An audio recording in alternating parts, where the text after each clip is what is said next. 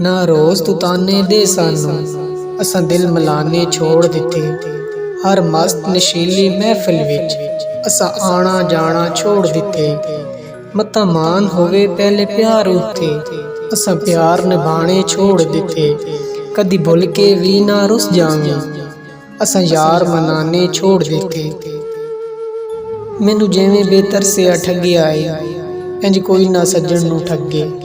होया बंजड़ महल गरीबां दा, इंज तीर हिजर दे लगे।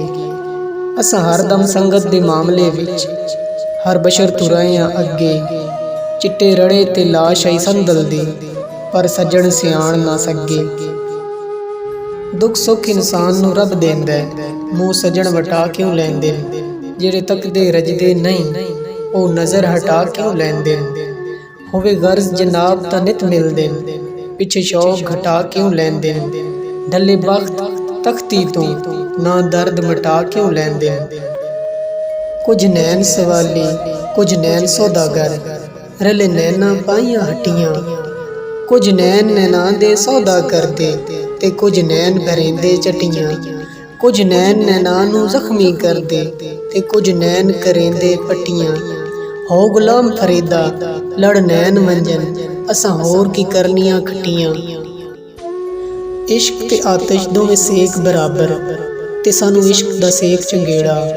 अग ते साड़े कख ते काने, ते इश्क साड़े तन मेरा। अग दा दारू मींह ते पानी, ते दस इश्क दा दारू केड़ा। गुलाम फरीदा चल उत्थे चलीए, जिथे इश्क होरां दा डेरा।